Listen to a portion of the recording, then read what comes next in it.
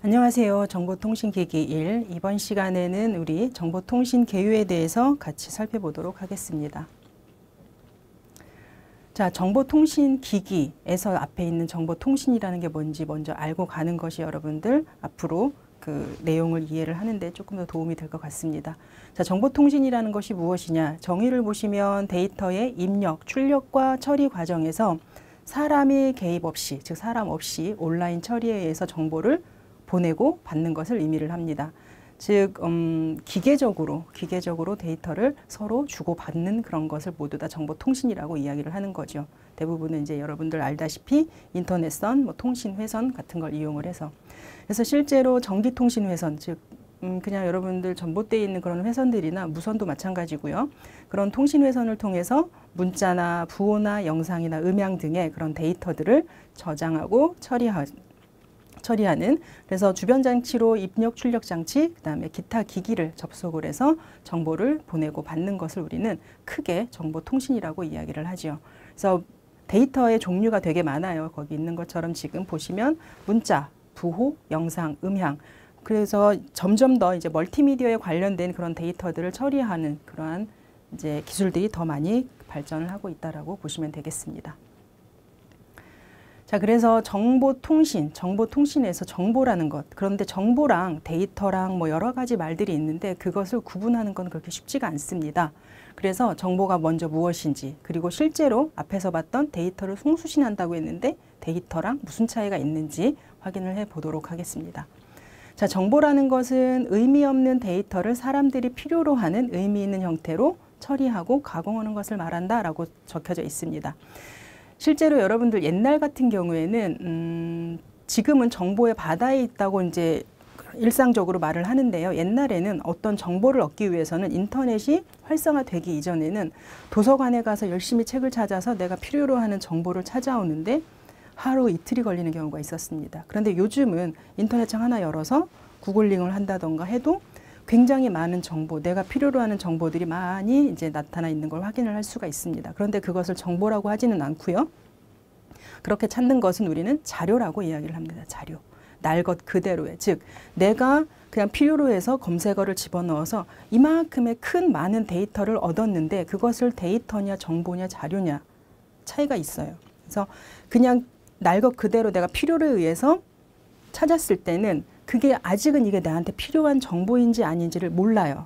그래서 일단은 자료를 다 모아놓고 그리고 그 내에서 이제 셀렉션을 하는 거죠. 선택을 해서 그것을 요 자료, 이 자료를 가지고 나만이 내가 필요로 하는 프로젝트를 문제를 해결하기 위해서 그것을 새롭게 가공을 해서 나한테 적합한 것으로 만드는 것을 우리는 정보라고 이야기를 합니다. 그래서 여기에 있는 것처럼 의미 없는 데이터, 즉 자료를 의미하는 것입니다. 자료, 날 것 그대로의 자료를 사람들이 본인들의 목적에 맞게 필요로 하는 그러한 형태로 처리하고 가공하고 분석하고 가공하는 것들을 우리는 정보라고 이야기를 합니다. 그래서 어떤 목적을 달성하기 위해서 실제로 문제 해결 혹은 어디 가서 의사 결정을 할 때 도구로 사용되는 그것을 우리는 정보라고 이야기를 하고 이것은 정보통신에서의 궁극적으로 다루는 목적에 해당되는 부분이라고 볼 수가 있습니다. 그래서 정보를 여러분들 이렇게 개념을 이해를 하시고요. 자료와 정보는 차이가 있다라고 알아두시면 되겠습니다. 그 이후에 지식이나 정리 이런 것들도 있는데 그것들은 굳이 모르셔도 될 것 같고요. 자, 데이터라는 것, 즉 정보는 앞에서 그렇게 정의를 했다고 하면 데이터는 뭐죠? 데이터. 정보나 데이터가 똑같은 말 같다고 아까도 말씀을 드렸었습니다. 자, 데이터라는 것은 먼저 읽어보면 사실, 명령 등을 형식화해서 표현하는 것으로서 인간 또는 기계가 감지할 수 있도록 숫자, 문자, 기호 등을 이용해서 형식화한 것. 자, 이거는 여러분들이 지금 직관적으로 이해가 되실런지는 모르겠지만 앞에 정보랑 다른 것은 정보는 내가 필요로 하는 것을 인지를 해서 그거에 맞게 가공을 한 것이고 데이터는 실제로 내가 상대방, 수신자한테 정보를 보내기 위해서 데이터라는 것을 보내는데 그 데이터는 그냥 형식화된, 규격화된 것이라고 보시면 되겠습니다. 즉, 정보랑의 차이는 정보에는 여기 밑에 있는 것처럼 해석이라는 부분이 들어가요. 해석, 정보는. 즉, 정보는 그 자체에 의미가 있는 것까지 이미 다 알고 있는 것을 우리는 정보라고 이야기를 하는데, 그것을 뺀 부분을 우리는 데이터라고 이야기를 합니다. 데이터. 그냥 일단은 먼저 보내버리고 그걸 이 데이터를 받은 사람이 거기에다 이제 해석을 부과해서 우리가 하나의 정보로 인지할 수 있게. 즉 정보 작성을 위해서 필요로 한 자료가 데이터라는 거. 데이터. 즉 데이터는 인간 또는 기계가 감지할 수 있는 그러한 규격화된 형식이라고 보시면 되겠습니다. 그래서 여기에는 어떤 의미가 있는 것이 아니라 의미 있는 정보를 그냥 액면상으로 보내주는 것이라고 보시면 되겠습니다. 그래서 데이터랑 해석이 합쳐져서 정보라는 인포메이션이 이제 만들어지는 거죠. 그래서 데이터를 받은 사람들이 그것을 보고 해석을 해서 내가 이해할 수 있는 그러한 정보로 이제 받아들일 수 있다라는 겁니다. 그래서 정보와 데이터의 차이는 꼭 알아두시고요. 기본적으로 알아두시는데 실제로 크게 구분을 못하는 분들도 많이 있으셔서 한번 정리를 해드렸습니다. 자, 여러분들이 기억을 하실런지 모르겠지만 엘빈 토플러라는 사람이 이제 제3의 물결 이런 식으로 정의를 해놓은 그런 것들이 많이 있어요. 그래서 1의 물결은 농업혁명, 2의 물결은 산업혁명, 그리고 3의 혁명은 현대 정보화 사회라고 규정을 지어놓고 있어요. 지금 여러분들이 살고 있는 사회는 정보화 사회에 살고 있다고 보시면 되겠습니다. 그래서 보시면 사회 구성원들이 필요로 하는 정보를 쉽게 얻고 그다음에 정보와 지식을 바탕으로 한 정보 활동이 다른 경제 활동에 비해서 가치가 증가하고 규모가 커지는 사회를 우리는 정보화 사회다라고 이야기를 한다.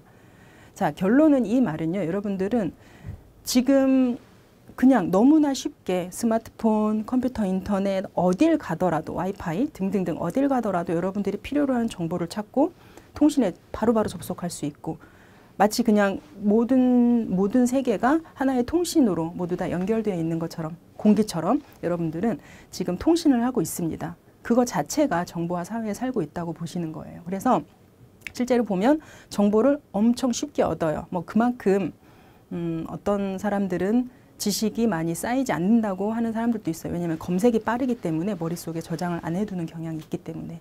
그래서 그런 사회에 살고 있는 우리가 그 사회에 대해서 전체적으로 어떻게 돌아가는지를 알아야 된다라는 거. 여러분들이 지금은 정보화 사회에 살고 있고 그래서 가서 공장에 가서 어떤 물건을 만들고 그렇게 노동력을 바탕으로 해서 어떤 물건을 만드는 거에 비해서는 이 정보화 사회는 무형의 그런 지식들도 하나의 재산이 될 수 있고 아이디어가 돼서 그게 하나의 내가 경제 활동을 할 수 있는 요소가 될 수 있는 그래서 그런 부가가치가 증가하는 그러한 사회로 우리는 정보 사회를 규정을 짓고 있습니다.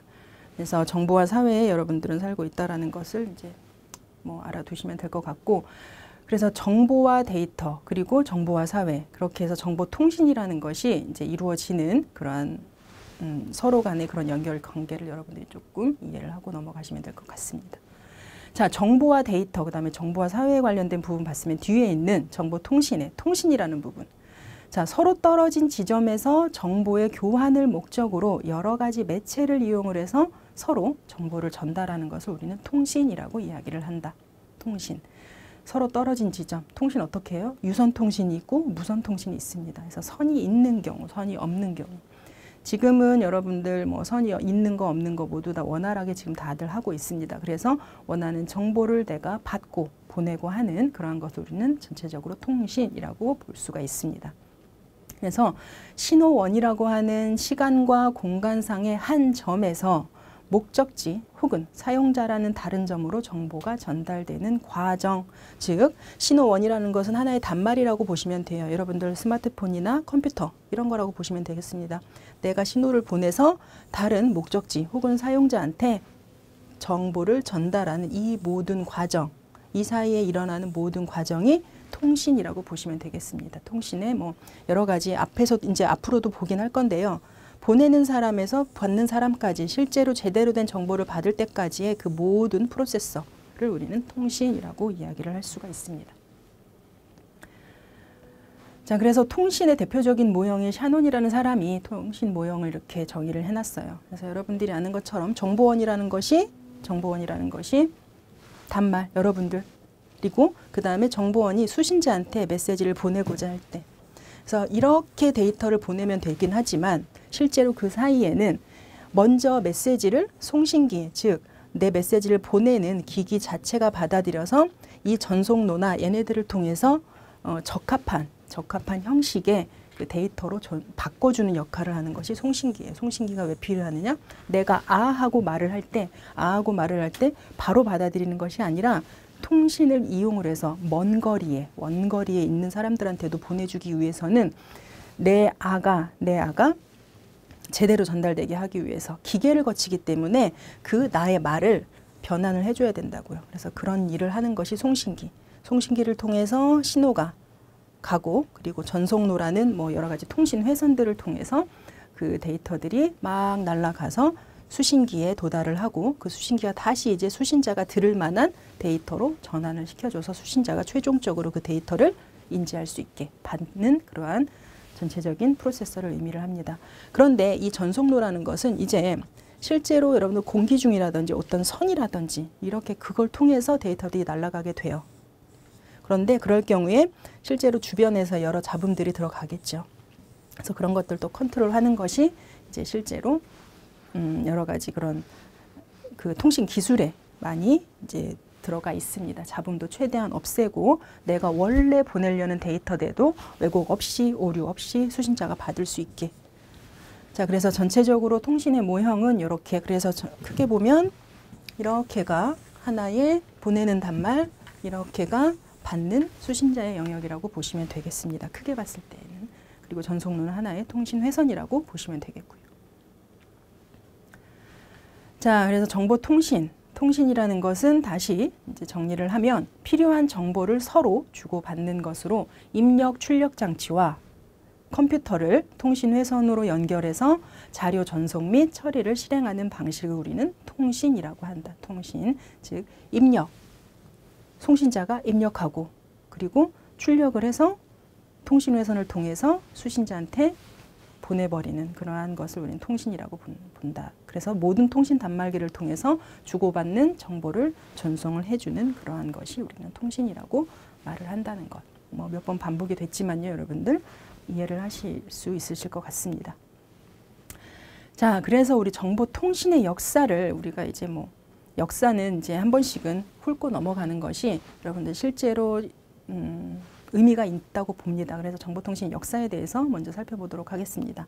자, 정보통신은 광의 넓은 의미로는 전통적인 전기통신을 포함하는 새로운 형태의 전기통신이라고 볼 수 있다. 즉, 전통적인 전기통신은 실제로 옛날에 뭐 여러분들 전화, 유선전화 이런 것들 그 이전에 여러분들이 많이 활용을 하지 않았던 그런 통신 방식들 모두 다 포함을 하고 앞으로도 발전할 그런 모든 전기통신들을 합친 것을 우리는 정보통신이라고 이야기를 한다. 근데 이것을 좀 좁은 의미로 보면은 정보통신이라는 것은 음성, 영상 정보와는 다른 형태인 데이터 정보, 0, 1로 표현하는, 즉 컴퓨터가 알아듣는 0 아니면 1 이런 이진 코드로 전달하는 데이터 통신 혹은 컴퓨터 통신을 정보통신이라고 이야기를 한다. 즉 얘네들이 이루어지는 것이 기계가 알아듣게 해주는 것이 이제 좁은 의미로 보는 거죠. 얘네들은 그냥 데이터를 보내는 거라고 볼 수가 있지만 그 데이터를 우리는 음성, 영상 정보와 다르게 데이터 정보인 이산적인 데이터 0 아니면 1로 표현하는 정보를 우리는 데이터 통신, 컴퓨터 통신이라고 한다. 즉 이 음성, 영상 정보와는 다른 형태라는 이유는요. 여러분들이 내가 말을 할 때에는 실제로 파형으로 가요. 파형으로. 영상도 마찬가지예요. 그래서 파형으로 가는 것을 그대로 기계가 받아들여서 처리하기란 어렵습니다. 그래서 기계가 얘를 받아들일 때에는 얘네들을 1, 0 뭐 이런 식으로 이산화를 시켜서 데이터를 바꿔줘요. 그래야지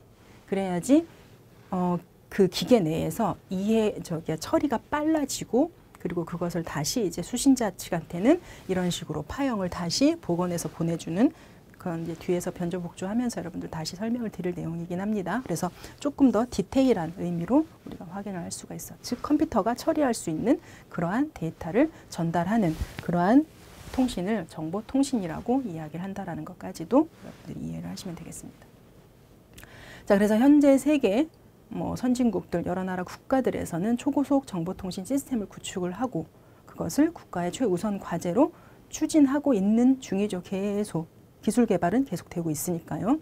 그래서 음성, 영상 데이터 등 다양한 대량의 정보를 수십, 수백, 요즘엔 테라까지 나오는데 기가 bps급의 초고속 정보통신 시스템을 구축하고 있다라고 여러분들 이제 지금의 그런 기술의 발전 단계를 확인을 해보시면 되겠습니다. 지금은 더 많은, 점점 더 bps가 증가를 하겠죠. 그래서 정보통신의 역사, 정보통신은 어떻게 탄생을 했냐. 실제로 옛날에는 아주 옛날에는 사람과 사람한테 어떤 소식을 전할 때 인편을 보내던가 혹은 말 타고 가던가 파바리오 이러면서 갈 수 있었는데 이제 조금 이제 산업혁명 지나고 하면서는 이제 우체국 가서 우리가 편지 붙이고 그리고 전화해서 얘기하고 하는데 그것도 지금은 여러분들 하지 않아요. 우체국 가서 편지 붙이고 하는 거 별로 하지 않습니다. 한 2, 3일 걸리고 하는데 뭘로 해요? 전자메일하고 그다음에 스마트폰, 채팅 이런 것들을 이용을 합니다. 그래서 실제로 정보를 신속하게 전달하고 처리하기 위해서 거리라든지 시간을 극복하기 위해서 정보통신이 탄생하게 되었다. 필요에 의해서. 그리고 점점 더 빨라지게 되겠죠. 그래서 순식간에 정보가 전달이 되고 바로바로 이제 응답이 있는, 피드백이 있는 그러한 것을 우리는 정보통신이 생긴 이유다라는 것. 그래서 정보통신의 역사 굉장히 오래됐죠. 1844년이면 벌써 몇 년 전입니까? 그래서 이때는 실제로 이제 그거에 효시가 된 거예요. 활성화가 된 건 아니고 미국의 모스라는 사람, 흔히 말해서 여러분은 모르스 부호라고 들어봤을 겁니다. 띵띵띵띵 하는 거. 그래서 이 모스라는 사람이 유선으로 연결된 두 지점 사이에서 정기적인 펄스 형태로 데이터를 전송하는 방법을 고안을 했고 이것이 전기통신의 효시의 전신이 되었다라고 볼 수가 있습니다. 그래서 아직도 여러분 찾아보면 모르스 부호 해갖고 몇 번 띡띡 누르면 무슨 의미, 또 띡띡띡 몇 번 누르면 무슨 의미, 그것을 서로 약속을 해서 의사 전달을 했던 그러한 형태, 아주 초창기의 그러한 전기통신 방법이라고 볼 수가 있습니다.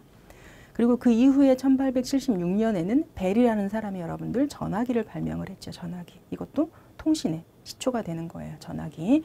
그리고 그 이후에 교환기, 수동식 교환기가 생겨났고 그리고 스트로저 교환기, 크로스바 교환기의 여러 가지, 그 다음에 스위칭 같은 그런 것들이 이제 계속 개발이 되는 그러한 이제 시기들이었습니다. 그리고 이제 1896년에 마르코니라는 사람에 의해서 무선 송수신기 시스템이 개발됐어요. 즉 1800년대에 무선으로 데이터를 보내고 받는 그런 시스템이 개발이 됐다라는 것. 그리고 이제 1900년대 들어와서 1940년대에 텔레타이프 회선에 의한 데이터 송신 등으로 전신 전화에 의한 통신 시대, 즉 전화가 아까 발명이 됐었잖아요. 벨이라는 사람이 그걸 이용을 해서 실제로 통신을 가능하게 한 음성 통화뿐만 아니라 문자 통신도 가능하게 했던 그러한 시대였고요. 그다음에 1946년에 최초의 전자계산기 ENIAC이라는 게 출현했습니다. 여러분들 얘가요. 여러분들 우리 컴퓨터의 시초라고 보시면 되겠습니다. 컴퓨터 옛날에는 이때 만들어졌을 때는 되게 큰 기계였어요. 근데 거기서 할 수 있는 것은 더하기 빼기, 전자계산기 역할밖에 못했어. 그런데 그 ENIAC이라는 놈이 실제로 이만한 큰 컴퓨터가 지금은 요만해졌잖아요. 스마트폰도 하나의 여러분들 컴퓨터입니다. 그래서 이게 생겨났다는 게 굉장히 의미가 있는 거예요. 거기에서 이제 그 안에 부품들을 가지고 이제 개발을 하면서 그 사이즈가 점점 줄어 들어가는 거지만 어쨌든 컴퓨터가 어떤 계산을 하는 역할을 수행하는 것이 ENIAC이라는 것. 그래서 얘는 좀 여러분들이 알아두십시오. 컴퓨터의 최초의 컴퓨터라고, 컴퓨터의 조상이라고도 이야기를 합니다. 그다음에 51년도에는 유니백이라는 것이 이제 생겨났고요. 이거는 유니버설이라고도 하더라고요. 유니버설.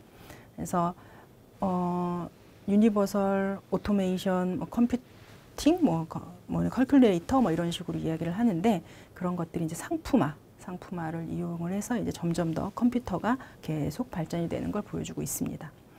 그리고 1958년도에 세계 최초의 데이터 통신 시스템으로 미국의 국방용 목적을 위해 개발된 반자동 방공 시스템, 세이지라고 해서 세미 오토메이션 그라운드 인바이런먼트라고 나오는데 보시면요. 반자동, 땅, 그 다음에 환경이라고 나왔어요. 얘는 뭐냐면 여러분들 전 세계의 통신의 역사는 군 군인용, 국방용으로 최초로 개발이 굉장히 많이 돼요. 왜냐하면 국방용이 굉장히 중요하기 때문에 실제로 적들과 싸우기 위해서 그런 인터넷 네트워크망도 마찬가지입니다. 미국에서 군사용으로 최초에 개발이 돼요. 그래서 아직도 학문적인 분야에서는 미국에서 나왔던 그 군사용 그 네트워크망을 샘플로 삼아서 네트워크를 돌리는 그런 시뮬레이션을 많이 합니다. 그래서 실제로 미국 국방용에서 우리가 이러한 시스템이 개발이 됩니다. 세이지라는 거. 그래서 어떤 적의 시스템도 감시도 하고 땅에 있는 그런 사람들이랑 서로 간에 통신을 하기 위해서 개발이 됐던 것이 이런 시스템이에요. 이런 시스템. 그래서 실제 통신 시스템이라고 보시면 되겠습니다. 그래서 그 이후에 이제 1963년도에 국방용으로 만들어졌던 것이 이제는 상업적으로 미국에서 상업용 데이터 통신 시스템으로 이제 개발이 됩니다. 그래서 실제로 얘는 예약 시스템, 미국의 항공 좌석 예약하는 거, 그 다음에 회계 업무 시스템에 활용이 되는 그러한 최초의 상업용 데이터 통신 시스템이 개발이 됐습니다. 그리고 이제 점점점 이제 개발의 그 연도가 점점 작아져요. 하나가 크게 개발이 되면 그것을 조금 변형해서 뭐 해서 점점점 개발이 빨라집니다. 정보통신 같은 경우에는. 그래서 64년도에 1년 뒤에는 이제 실제로 하나의 컴퓨터에 여러 개의 단말을 연결해서 서로 통신이 가능하게 한 실험 시스템 CTSS라는 최초의 컴퓨터망, 하나의 인터넷 인프라넷 망이라고 볼 수가 있습니다. 서로 통신을 하기 위한 하나의 인터넷망이라고도 볼 수 있겠죠. 작은. 그래서 하나의 컴퓨터에 여러 개의 단말들을 저기에서 서로 간에 통신을 이루어지게 할 수 있게끔 해주는 것에 해당되는 내용이었고요. 그 다음에 대규모 CTSS를 목표로 하는 멀틱스 등으로 발전을 했다. 그래서 타임 쉐어링 시스템이라고 해서 시간을 서로 공유를 하는, 시간도 서로 이제 공유하는 시스템으로 해서 여러 대가 마치 자기가 혼자 쓰는 것처럼 이제 활용을 할 수 있게 해주는 그러한 시스템으로 이제 발전을 계속하고 있다라는 것. 자, 그래요. 이제 75년도에는 이제 팀넷이라는 영업용 서비스 시스템이 이제 발전을 하게 됩니다. 실용화 연구를 통해서 앞에서는 이제 연구 시스템이었는데요. 그걸 통해서 패킷 교환 서비스용인 팀넷이라는 영업용 서비스 시스템으로 발전을 했습니다. 자, 패킷이라는 것은 우리 아까 데이터라는 거 배웠어요. 데이터. 자, 패킷이라는 것은 인터넷망에서의 데이터라고 생각을 하시면 됩니다. 실제로 인터넷이 이루어질 때는 그 전송하고 인터넷망, 네트워크망 여러 가지 계층이 있는데 거기서 쓰는 용어들이 다 달라요. 얘는 인터넷망에서 쓰는 데이터라는 의미고, 그래서 이런 데이터 교환 서비스용인 팀넷이라는 영업용 서비스 시스템으로 발전을 했습니다. 그리고 나서 이제 국내에서 외환은행에서는 서울, 부산 간의 특정 회선을 통해서 은행의 온라인 서비스를 운용한 것이 이제 실제 우리나라에서는 최초로 이제 그런 통신에 해당되는 부분이라고 볼 수가 있습니다. 그리고 이제 데이콤넷이라는 것에서 이것도 우리나라에서 만들어진 거죠. 옛날에 지금 있나? 데이콤이라는 데가 있어요. 그래서 얘네들이 이제 실제로 통신망을 만들어서 그때부터 이제 실제로 전화선을 통해서 천리안이나 그다음에 얘네들의 서비스를 제공을 합니다. 이 망을 통해서. 그리고 이제 1985년 이후에는 광통신 시스템, 셀룰러 무선전화 시스템, 확산 대역 통신 방식, 종합정보통신망 등등 여러 개의 이제 통신 이제 시스템들이 개발이 되게 됩니다. 그래서 91년도 이후부터는 실제로 이제 이런 나우누리, 유니텔, 천리안 얘네들을 통해서 전화선을 통해서 막 채팅하고 이런 옛날 뭐 영화 접속이라는 걸 아신지 모르겠지만 파란 화면에 막 채팅하고 게시판 만들어서 서로 정보도 교환하는 그런 것들이 이제 일상화가 됩니다. 즉 인터넷의 이제 최초의 이제 망이라고 볼 수가 있습니다. 얘네들은 대신에 이제 인터넷망이라기보단 전화망을 이용을 많이 했습니다. 자, 그래서 이제 1994년, 5년부터 실제 인터넷을 우리가 이제 집에서도 컴퓨터를 통해서 인터넷을 이제 다룰 수가 있었고요. 그래서 2000년도 이후에는 이제 모두 다 인터넷망 설치되어 있고 모두 다 이제 인터넷 정보 통신을 모두 다 활용을 할 수 있었죠. 그래서 2000년 이후에는 GSM, 얘는요 여러분들 유럽 표준 통신이에요. 유럽 표준. 유럽에서 대부분 쓰는 표준 방식이고 PCS, WLL, Y브로우, WCDMA, BCN, 뭐 NGN 뭐 등등등 실용화가 많이 되어 있습니다. 여러분들 Y브로우 들어봤는지 모르겠지만 얘네들이 옛날에 2000년대 초반에 Y브로우는 우리나라가 무선 통신망을 표준화 삼겠다고 열심히 밀었던 기술이에요. Y브로우. 그 다음에 Y맥스라는 게 있습니다. Y맥스.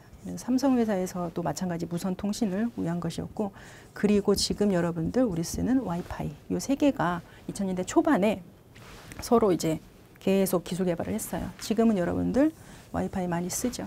그래서 Y브로우나 Y맥스는 거의 제한적으로 되고, 이제 실제 상용적으로 많이 쓰는 것이 와이파이라는 거. 자, 그렇게 해서 여러분들 역사를 살펴봤는데, 아까 우리 1958년도에 미국 국방용으로 사용됐던 세이지 시스템이에요. 즉 중앙 컴퓨터가 있고 뭐 관측이라든지 레이더 기지라든지 얘네들로부터 정보를 받아서 항공도 감시하고, 그 다음에 이 땅에 있는 애들이랑 서로 통신을 하면서, 아까 세이지라는 것이 그라운드 인바이러먼트였어요. 즉 상공에서 막 비행기 타고 가면서 그 밑에 있는 스태프들한테 야 지금 그 상황 어떠니, 뭐 우리가 지금 소집한 정보는 이래 하면서 국방용으로 많이 활용을 하면서 실제로 이제 제어하고 통신하고 정보 수집해서 다른 얘네들의 모든 그런 뭐 단말이라고도 봐도 되지만 어떤 기지들을 통신 제어하는 그러한 역할을 많이 했다라는 그러한 이제 시스템 중에 하나를 지금 보여드린 것입니다. 자, 이제 정보통신 시스템의 이제 자세한 그런 구성 요소들에 대해서 살펴보도록 하겠습니다. 그래서 컴퓨터와 원격 지점에서의 단말 장치 혹은 컴퓨터 상호 간의 통신 회선을 접속해서 처리하는 온라인 시스템이 정보통신 시스템이긴 한데, 실제로 얘네들이 어떻게 구성이 되어 있는지. 크게는 정보처리 시스템과 정보전송 시스템 두 가지로 구분이 되어 있습니다. 그래서 정보처리 시스템은 중앙 처리 장치, 여러분들이 흔히 알고 있는 CPU 같은 거, 그리고 기억 장치 같은 거는 이제 뭐 여러분들 메모리라고 이야기를 할 수가 있겠죠. 그리고 입출력 장치는 입력, 키보드라든지 마우스, 뭐 스캐너 이런 것들이 입력 장치면, 출력은 모니터 아니면 뭐 프린터, 뭐 그런 것들을 파일 인쇄 뭐 이런 것들이 모두 다 출력 장치가 될 수가 있습니다. 그래서 정보 처리 시스템은 뭐 크게 그렇게 세 가지로 나눌 수가 있고, 정보 전송 시스템, 즉 통신회선을 통해서 정보가 전송되는 시스템이 어떻게 구성이 되어 있느냐. 즉 정보를 전송을 시작을 할, 그리고 송신을 하고 수신을 할 단말 장치가 필요하고요. 그리고 전송이 되는 실제 전송 회선이 필요하고, 그리고 전송할 때에 그 데이터들을 이제 실제로 오류 없이 여러 가지 그 회선이라든지 단말 장치에서 데이터를 어떻게 보낼 때 그 사이에 해당되는 여러 가지 제어 관리가 필요하다. 그래서 전송 제어 장치도 필요합니다. 자, 여기에서 전송 회선이라는 부분 보시면요. 전송 회선에 이따가 더 디테일하게도 뭐 조금 더 설명해 드리긴 하겠지만, 전송 회선에는 변조 복조 장치가 있고요. 그다음에 통신 회선이 있습니다. 변복조를 하고 나서 통신 회선을 통해서 실제로 데이터가 전송이 되는 겁니다. 자, 변복조라는 게 뭐냐? 모듈레이션, 디모듈레이션, 변복조, 변조, 복조라는 것이 뭔지 잠깐만 설명을 드리겠습니다. 자, 우리가 데이터를 실제로 컴퓨터가 인지를 하는 그러한 그 데이터는 0과 1이라고 했어요. 0과 1의 조합이라고 했습니다. 우리가 지금 말을 하는, 제가 지금 여러분들한테 말을 하는 것은 하나의 파형으로 가는 거예요.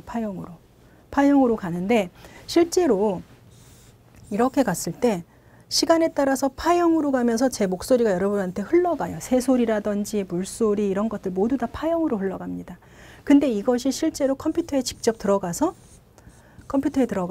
얘네들이 이것을 처리할 수 있느냐. 여러분들 우리 많이 배웠던, 한번 생각해 볼까요? 고등학교 때 우리가 수학을 배우면서 미적분을 배웠을 겁니다. 미적분. 자, 이렇게 했을 때 만약에 이렇게 되면 적분은 뭐였습니까? 여기에서 이만큼의 면적, 우리가 적분을 통해서 우리가 확인을 할 수 있었어요. 그런데 미분은 이제 그것의 그 반대인데, 실제로 이 파형이 그대로 들어간다고 하면 이 컴퓨터에서는 미적분의 그런 계산이 연산이 수행이 돼야 돼요.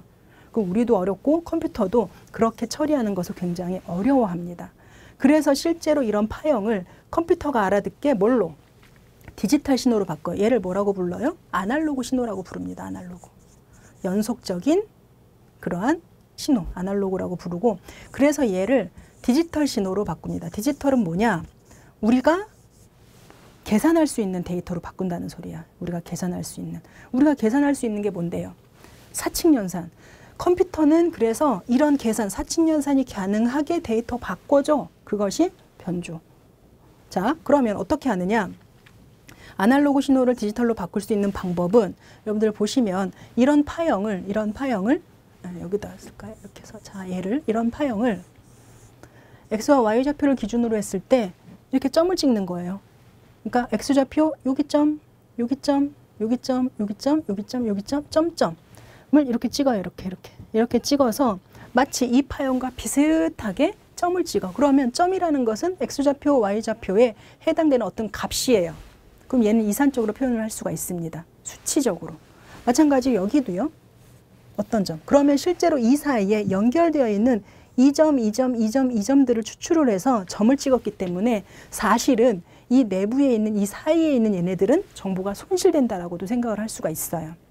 그런데 정보가 손실이 될 수 있지만 이렇게 만들어진 것을 실제로 컴퓨터로 그러면 쟤는 좌표로 찍혔기 때문에 하나의 여기에 해당되는 값을 부여를 해서요. 얘는 시간이니까 값을 부여를 해서 야 1이야 2야 3이야 이런 식으로 값을 컴퓨터에다가 입력을 하면 이 컴퓨터는 저 값을 가지고 계산을 합니다. 값이 나왔다는 것 자체가 여러분들 우리가 계산이 가능하다라는 거예요. 그래서 그 값들을 이용을 해서 얘가 계산을 하고 나면 다 처리를 하고 나서 다시 얘가 이제 전송되는 다른 그러니까 수신을 받는 얘네한테 이 요거를 다시 갖다 줬어요. 전송을 해. 그러면 이제 복조, 변조가 되고 나서 복조가 될 때 수신차 측에서는 얘를 그대로 갖는 것이 아니라 이제 원래의 파형 똑같진 않지만 저기에서 저걸 처리해서 갖고 온 이 컴퓨터가 보내준 요거를 점을 이렇게 연결을 해서 대략 원래의 신호와 유사하게 복원을 시켜준 게 복조예요.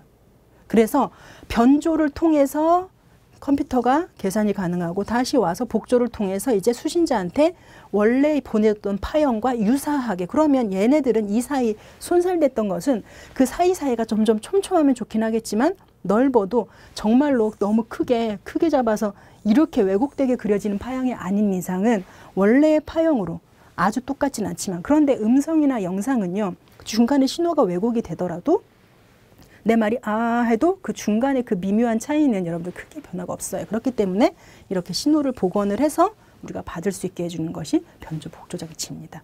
그래서 샘플링이라는 게 여기 이렇게 점 찍는 것을 우리는 샘플링이라고 해요. 그래서 적절하게 샘플링을 해줘야 된다고. 만약에 샘플링을 이렇게 잡으면 신호의 왜곡이 발생을 할 수가 있겠죠. 그래서 적절한 개수만큼 샘플링 해주는 것도 중요한 요소 중에 하나다라는 것. 자, 그렇게 해서 하는 그런 방식, 그런 데이터를 가지고 노는 그러한 변복조 장치가 있다라는 거, 전송회선에서. 그렇게 된 것이 통신회선을 통해서 날아가고 받고 하는 것을 의미를 하는 것입니다. 그래서 정보통신 시스템의 특징을 살펴보면 고속통신에 적합하고 신뢰성이 높고 그 다음에 여러 방향 전송이나 큰 대역, 광대역의 전송이 가능하다. 그리고 품질 좋은 통신으로 경제성이 우수하고 저렴한 비용으로 고품질의 통신이 가능하다는 소리입니다. 그리고 대형 컴퓨터와 대용량 파일의 공동 사용이 가능한 그러한 특징을 가지고 있습니다. 그리고 같은 내용을 반복해서 전송해도 되고요. 그 다음에 전산망 자원의 공동 이용이 가능해서 가능하고 그리고 거리와 기간을 극복할 수 있는 것이 정보통신 시스템의 특징이다. 그래서 기본적인 기능으로 보면 통신회선을 효율적으로 사용을 합니다. 앞에서 타임쉐어링이나 이런 것들을 통해서 통신회선을 우리가 효율적으로 각각의 단말들이 효율적으로 사용을 할 수가 있고 그다음에 정보처리기기와 통신망 간의 용이한 접속이 가능하고요. 그다음에 통신회선 접속, 그다음에 차단 을 할 수 있고 데이터 링크를 확립하고 데이터 링크라는 것은 여러분들 데이터가 날아가는 링크를 의미합니다. 연결선을 의미를 합니다.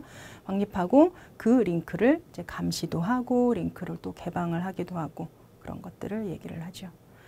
그리고 이제 전송을 할 경우에 에러를 검출하고 정정할 수 있는 능력도 이 정보통신 시스템은 가지고 있어야 되고 그리고 통신망을 운영하고 관리하는 기능, 그 다음에 사용자들에 의해서 이 데이터 링크를 통해서 통신 회선을 통해서 날아가기 때문에 보안상에 아까 잡음이나 이런 거 있었습니다. 그럴 때의 그런 보안 기능이라든지 그런 것들도 보장을 해줘야 되고요. 그런 보안 기능을 위해서 암호화 기능이라든지 그런 것들이 이제 제공이 되는 그러한 시스템의 정보통신 시스템의 기본적인 기능입니다.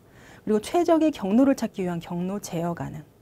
제어 기능, 즉 최적의 경로라는 것은 여러분들 단말이 있을 때 얘네들이 실제로 옛날에는 이렇게 단말이 있을 때 얘에서 얘로 가고 싶어요. 그럴 때는 어떻게 가냐면 이렇게 가. 얘네들이 이렇게 연결이 되어 있다라고 하면 이렇게 연결되어 있을 때 최적의 경로가 이렇게 가는 게 맞는지 이렇게 가는 게 맞는지. 그래서 옛날에 지금도 아주 전통적인 최적 경로를 찾는 알고리즘은 최단거리예요. 단거리. 그래서 2번 거칠 거야 아니면 이렇게 3번 거칠 거야. 2번 거치는 게 가장 최적의 경로라고 보죠. 근데 요즘에는 여러분들 조금 더 지능화가 돼서 여러 가지 알고리즘 많이 나오고 있는데 뭐 있습니까? 여러분들 내비게이션 같은 거 보시면 딱 열면 이 길이 자꾸 실시간에 따라서 자꾸 길이 바뀌어. 왜? 만약에 얘네들이 이쪽으로 너무 많이 몰리면 이 길이 정치가 발생을 해요. 아무리 짧은 거리라고 해도. 그러니까 길이가 길어도 좀 우회를 하더라도 좀 빨리 갈 수 있는 길을 선택해 주는 거. 이것도 하나의 최적의 경로를 찾는. 그래서 이런 최적의 경로를 찾는 그러한 부분에 지금 개발된 여러 가지 알고리즘 들어와서 실제로 그것까지도 제어 가능한 것이 정보 시스템에서 이제 가지고 있다라는 것을 여러분들이 알아두시면 될 것 같습니다. 자, 그래서 정보통신 시스템에서 첫 번째 우리 아까 정보 전송 시스템과 정보 처리 시스템이 있다라고 말씀을 드렸어요. 자, 그 중에 정보 전송 시스템에는 단말 장치가 있었습니다. 그리고 전송하는, 그 다음에 회선 제어하는 그런 부분들이 있었는데, 자, 첫 번째 여기 보시면 전송 정보 시스템은 여기 DTE라는 거, 데이터 터미네이트 이퀴먼트라고 해서 단말기를 의미를 해요. 단말기. 그래서 단말기는 데이터 입력 출력 장치, 여러분들이 들고 있는 컴퓨터 혹은 뭐 스마트폰 뭐 등등등 정보통신 기기라고 생각을 하시면 되시고요. 그래서 송신의 단말, 수신의 단말이라고 보시면 되겠습니다. DT. 그리고 저 단말들이 실제로 이제 통신 회선을 가기 전에 그 데이터를 보낼 때 데이터 처리하는 이런 신호 변환 장치를 가야 돼요. 그런데 걔네들을 우리는 이런 어떤 인터페이스로 이제 연결을 하게 되는 거죠. 그래서 DT 단말과 그다음에 DC 데이터 커뮤니케이션 이퀴먼트라고 그래서 혹은 서킷 터미네이팅이라고 해요. 회선 종단 장치라고 얘기를 합니다. 두 가지로 의미를 쓰여요. DC라는 거. 커뮤니케이션 그다음에 서킷 터미네이팅. 회로 종단이라고 보시면 되겠습니다. 그래서 얘네 간에 이제 이런 인터페이스를 통해서 단말에서 일단 신호 변환 장치로 와요. 그래서 그 신호 변환 장치라는 것은 하나의 여러분들 모뎀이라고 생각을 하시면 됩니다. 모뎀. 그래서 변조 복조 장치라고 생각하시면 돼요. 모듈레이터, 디모듈레이터 변환 장치라고 보시면 되겠고, 여기서 변환된 그 데이터가 통신 회선을 통해서 데이터가 전송이 되고 다시 변환된 데이터를 다시 복조를 시켜서 수신자한테 보내주는 이러한 형태, 전송의 기본적인 시스템 구조입니다. 그래서 단말에서 아까 송신하는 사람이 송신기를 통해서 통신회선으로 간다고 했습니다. 그래서 그 송신기에 관련돼서 이 대부분에 여기 접속하는 부분에 전송, 제어, 회선이라는 부분들, 제어 부분이 있어요. 그래서 이거는 뒤에서 다시 조금 더 상세하게 보도록 하겠습니다. 자, 그래서 첫 번째 단말 장치 보시면 데이터 터미널 이퀴먼트라고 얘기를 했습니다. 그래서 데이터 일반적으로 DT 터미널이라고도 이야기를 해요. 그래서 사람이나 각종 측정 장비로부터 발생되는 정보를 송신하기 위해서 통신회선에 적합하도록 변환하는 기능. 통신회선을 통해서 수신된 정보를 각각 제어기기로 적합한 형태로 변환하는 기능. 즉 송신하는 단말, 수신하는 단말이라고 보시면 되겠죠. 그래서 이러한 기능을 갖는 장치를 각각 터미널 입출력 장치 또는 그냥 터미널이라고 부른다. DTE. 하나의 단말기라고 보시면 되겠습니다. 그래서 이 단말기는 초기 단말 장치는 호스트 컴퓨터에 연결돼서 사용하던 더미 터미널이 주종을 이뤘었고 쓸데없는 그런 터미널들이라고 보시면 되겠습니다. 더미. 최근에는 하드웨어 기술 발달로 정보 처리 능력을 가진, 즉 스스로 정보 처리를 할 수 있는 그런 능력을 가진 터미널, 단말들이 많이 사용이 되고 있다. 그래서 단말 장치는 정보 처리를 담당하는 컴퓨터 또는 단말 장치를 의미를 하고, 데이터 터미널 장치라고도 부른다. DTE라고 부른다고 말씀드렸습니다. 그래서 DTE는 터미널 혹은 단말기라고 여러분들이 이해를 하시면 되겠습니다. 자, 그렇게 하고 나서 실제로 이제 신호 처리 부분 가기 전에 전송 제어 장치를 먼저 거쳐요. 그래서 단말과 붙어 있어서 입출력 제어부가 있습니다. 그래서 입력 출력의 직접적인 제어 및 상태를 감시를 담당하는 것이 입출력 제어부에서 하고, 그 다음에 회선 접속부, 단말 장치 내부에 정기적 신호 레벨을 변환을 해서 실제로 회선에다가 이 데이터를 주기 전에 신호 레벨을 변환을 시켜주는 것. 통신회선 타갈 수 있는 데이터로 변경시켜주는 거나 마찬가지라고 볼 수가 있습니다. 그래서 접속부가 있고요. 그다음 회선 제어부가 있습니다. 전송 제어 절차에 의해서 송수신 제어 절차 및 문자 조립과 분해 정보의 축적 기능을 수행을 한다. 그래서 문자 조립 분해, 얘네들이 여러분들 통신 회선을 타고 날아가야 되기 때문에 내가 아라고 해서 아가 그대로 날아가는 게 아니에요. 이것들이 쪼개지는 거야. 이응이 먼저 가고 아가 먼저 가고 이런 식으로. 그래서 그런 기능을 수행하는 부분이 회선 제어부입니다. 그리고 직렬 병렬 변환기라는 것은 뭐냐면 지금 얘기를 했던 것처럼 나는이라는 데이터를 보낸다고 할 때 실제로 얘는 이렇게 회선을 타고 가는 것이 아니라 어떻게 가냐면 니은이 먼저 가고 아가 가고 니은이 가고 의가 가고 니은이 가고 이렇게 직렬의 형태로 날아가게 하는 거. 그리고 나중에 여기서 만나서 얘네들을 하나의 병렬 형태로 나는이라는 형태의 데이터로 변경을 시켜줄 수 있습니다. 그런 정보 전송 시스템에서.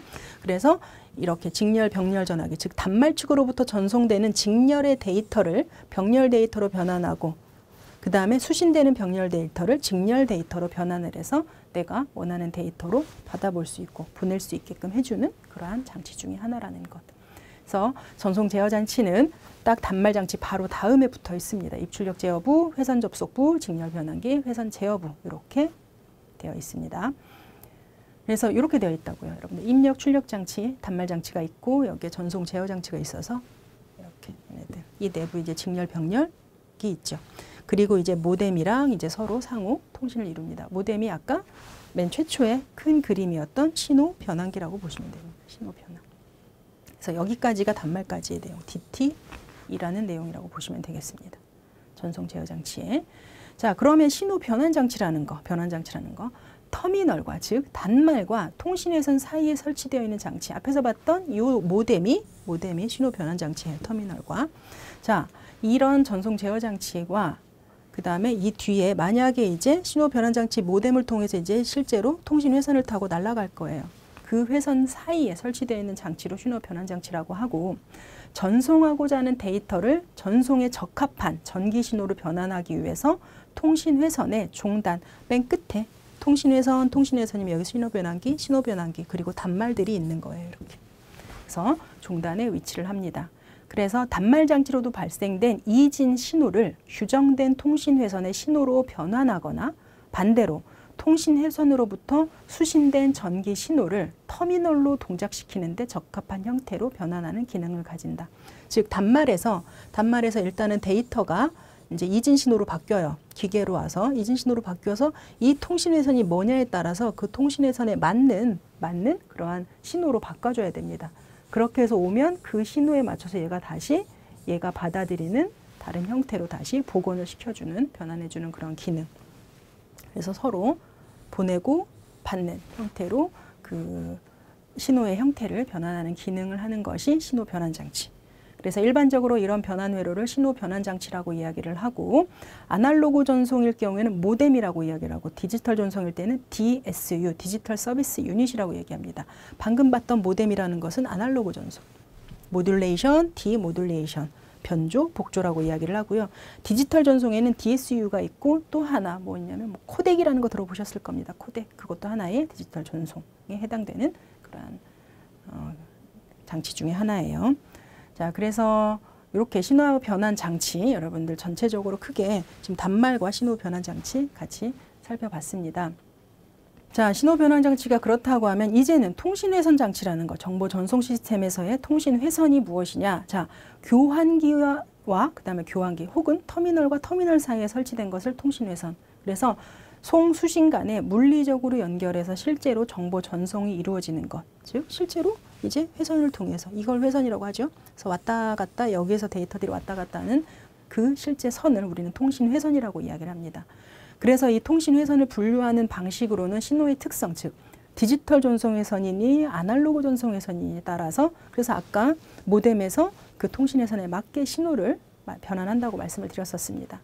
혹은 전송 매체로만 봤을 때는 유선 전송론이 무선 전송론이 모두 다 여러분들 통신이 가는 길은 모두 다 통신 회선이라고 생각을 하시면 되겠습니다. 그래서 이렇게 크게 신호의 특성에 따라서 전송 매체에 따라서 통신 회선이 분류된다.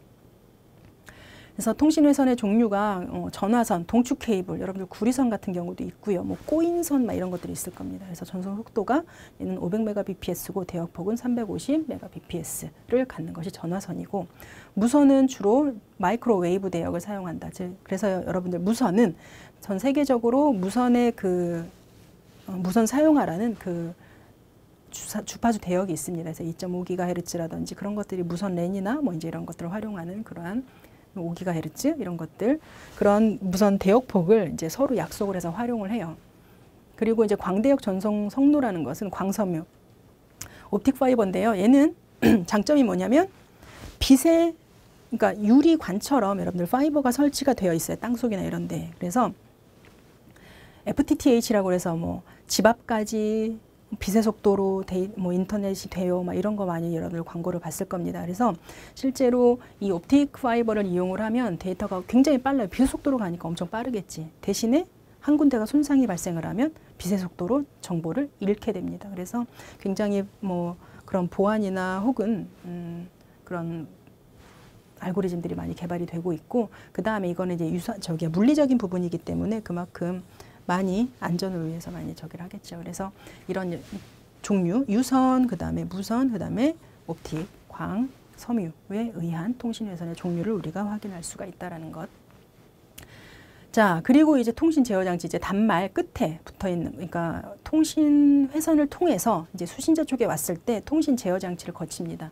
커뮤니케이션 컨트롤 유닛이라고 해서 통신 회선과 중앙 처리 장치를 결합하는 기능을 수행하는 장치. 그래서 중앙 처리 장치와 데이터 송수신 기능을 하고 제어 신호의 송수신을 담당을 합니다. 그래서 통신회선의 감시와 접속을 하고 전송 오류 검출하고 그 다음에 다중 전송 제어, 즉 전송이 여러 개가 됐을 때 그것을 어떻게 순차적으로 우선순위를 뭘 주느냐 그런 여러 가지 규약에 따라서 얘네들이 그런 제어하는 기능까지 들어가 있는 것이 통신 제어 장치에서 하는 기능 중에 하나다. 그래서 정보 전송 시스템과 정보 처리 시스템 사이의 위치를 해서 양자를 결합하고 있는 장치. 그래서 정보 전송 장치 우리 방금 봤던 거 단말이 있고요. 통신회선이 있고 그 다음에 여기에 통신회선이 있고 여기 단말로 오기 전에 이 단말에서 이 단말로 데이터를 보낼 때 통신회선을 통해서 여기까지 왔어요. 그런데 이 단말로 가기 전에 여기 부분에서 들어가 있는 것이 CCU라는 이 통신 제어 장치입니다.